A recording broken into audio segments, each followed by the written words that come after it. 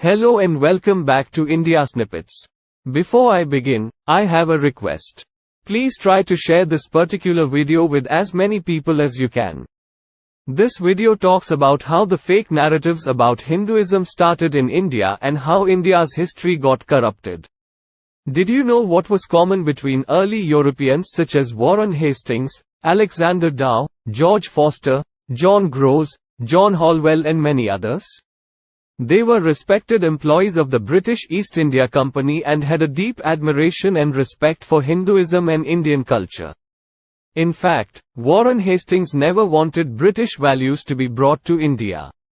He firmly believed that it was best to rule India through Indian societal structures and laws, and not foreign ones. Hastings formed a team of officials who would specialize in studying India's philosophy, religion, philology, numismatics, history and culture.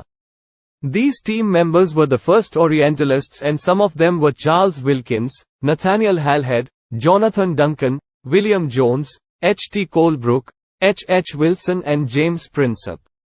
The Orientalists contributed significantly to the study of India and Hinduism. William Jones was the most famous Orientalist and founded the Asiatic Society in 1784. The society's aim was to undertake the study of the Indian subcontinent. The society exists even now and has been declared an institution of national importance by an Act of the Parliament of India. Overall, the early Britishers and Orientalists had great respect for Hinduism.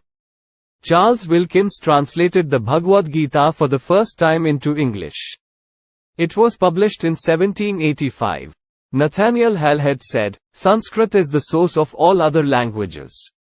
Alexander Dow said about Hindus, "The polytheism of which they are accused is no more than a symbolical worship of the divine attributes."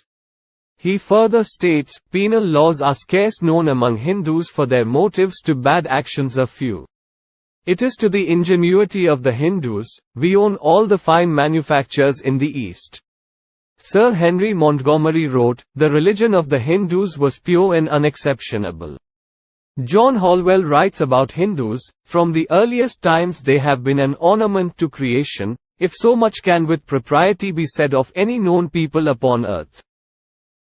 Alexander Dow further writes about Hindus, "The system of religion had a great positive effect on the manners of the people. Mild, humane, obedient and industrious, they are of all nations on earth the most easily conquered."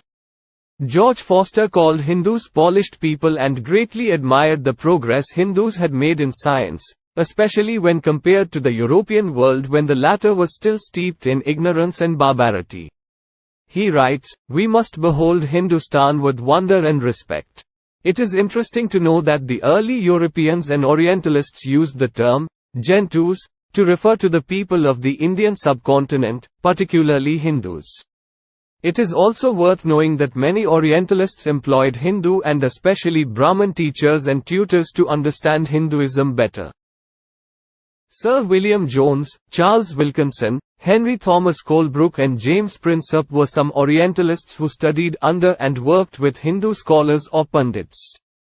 Charles Wilkinson and William Jones learnt Sanskrit, as did other Orientalists. Luke Scrafton, a Britisher employed with the East India Company, writes about Hindus, "From the earliest accounts we have of them they are shown to have cultivated all the useful arts in great perfection."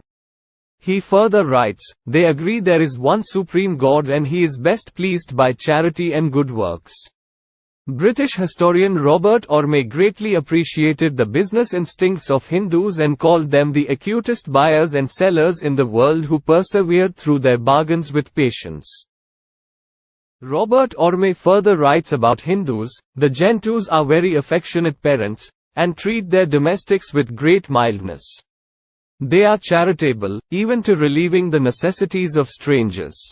The politeness of their behavior is refined by the natural effeminacy of their disposition." Warren Hastings wrote about India, "A great nation has the right to preserve its own laws." In 1778, Nathaniel Halhed published A Grammar of the Bengali Language. It is regarded as a truly great work. William Jones translated Kalidasa's Shakuntala, and his translated English version became hugely popular in Europe and created a furore. Jones also translated Jaydeva's Geet Govind into English. The Western world developed a great respect and admiration for India and its literature. So, we see how the early Europeans, particularly the Britishers, were so deeply appreciative of Hinduism and India. The Orientalists were specialists in the study of Hinduism and India. However, after the French Revolution in 1789, things changed, and the stage was set for attacks on Hinduism. There was a U-turn in Britain's approach towards Hinduism. The frightened and now insecure ruling class in Britain assumed that one of the reasons for the French Revolution was the irreligiousness of the masses. Therefore, the evangelical movement was born. Thousands of Bibles were distributed in Britain to make the people religious.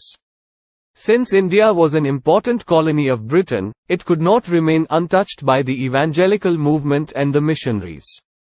The missionaries arrived in India and started working on their agenda of besmirching Hinduism. The evangelical movement was brought in India by Charles Grant, who became a director of the East India Company. He was the first person to plant the thought of a permanent British rule in India, for which Christianizing the Hindus would be necessary. Before him, no Britisher had thought that the British rule in India could continue forever. Charles Grant made elaborate plans to Christianize Bengal, as British had a strong presence there.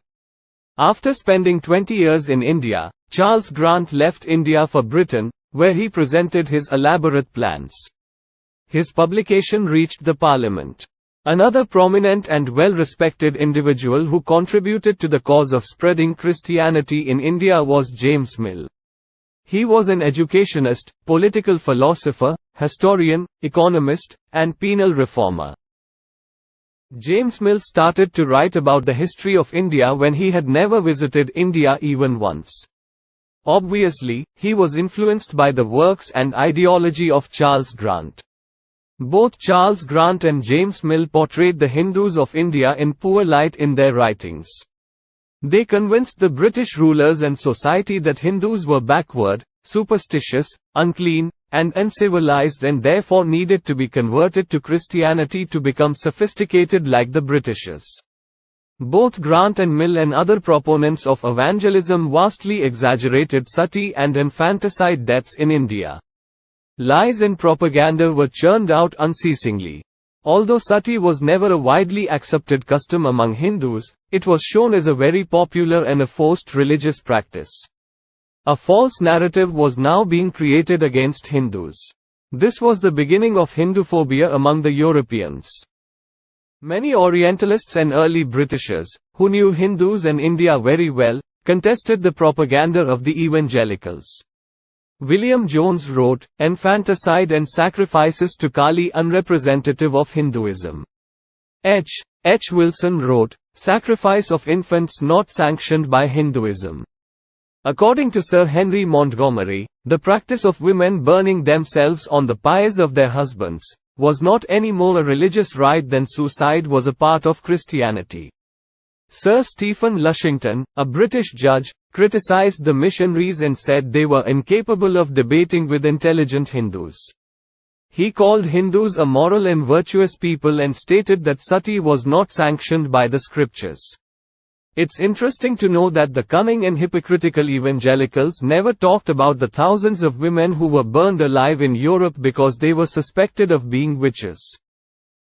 The missionaries conducted their own biased and unscientific surveys related to sati-related deaths, mainly in Bengal, and that too within a few miles outside Kolkata. They would then extrapolate these figures for all over India. One of the first missionaries to present the survey results was Claudius Buchanan. When questioned later, he admitted that most of the figures were concocted, colored and biased. The fact is, sati and infanticide-related deaths in India were outliers just as suicides are in any society. One line of thought is the propaganda against Hindus was also to divert attention from the deaths of millions of Indians because of famines and exploitative policies of the Britishers. It is worth knowing that initially the British government, just like the Orientals, never wanted to impose Christianity in India. They wanted the East India Company to focus on business in India. As per East India Company's policy, missionaries were not allowed to preach in the company's territories inside India. The East India Company and the British government were afraid to touch religion in India as they feared social unrest. However, the propaganda unleashed by the evangelicals against Hindus over several years was very strong and had gained a lot of public and political support. Therefore, the British government had to give in. In 1813, it officially allowed missionaries to enter India and preach Christianity. Now that the permission was given, the vultures swooped in and the missionary movement in India became government-sanctioned. The missionaries were focused on converting Hindus to Christianity, but were especially focused on besmirching Brahmins. Brahmins were greatly respected by other Hindus, so the missionaries regarded them as obstacles in their path to convert Hindus to Christianity.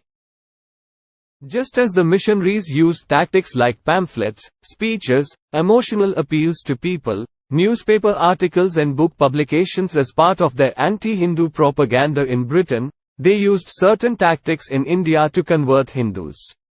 Some of these techniques were street preaching, mocking Hindu gods and goddesses, criticizing Hindu rituals and traditions, creating doubts in the minds of simple Hindus, spreading lies about Brahmins and instigating non-Brahmin Hindus against them, and so on. Often, the missionaries would throw impossible challenges before Brahmins to demean the latter.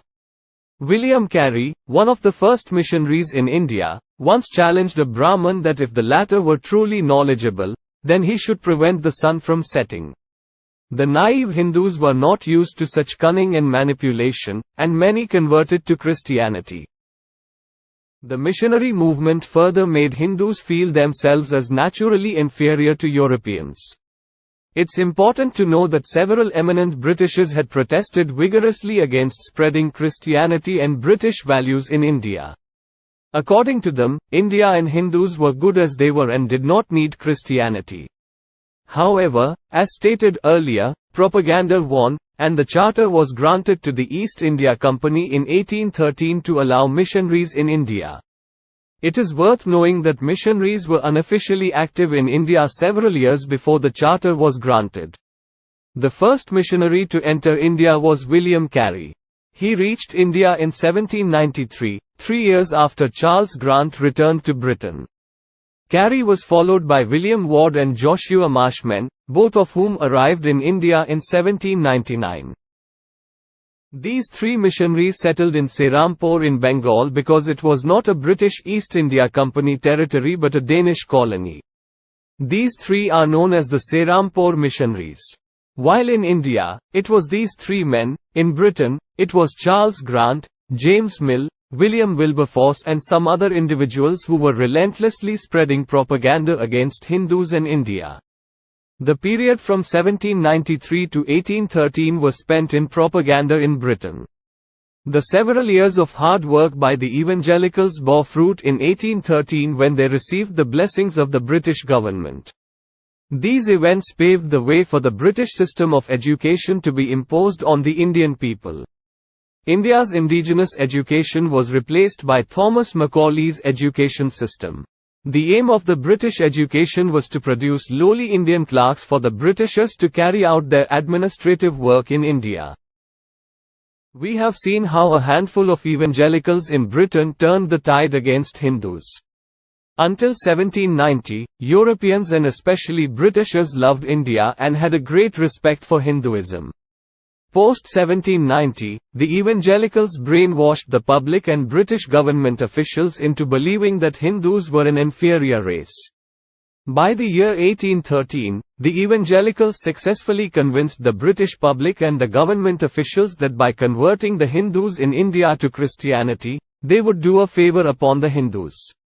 The lie projected was that conversion would civilize the Hindus and better the quality of their lives, besides consolidating British rule in India.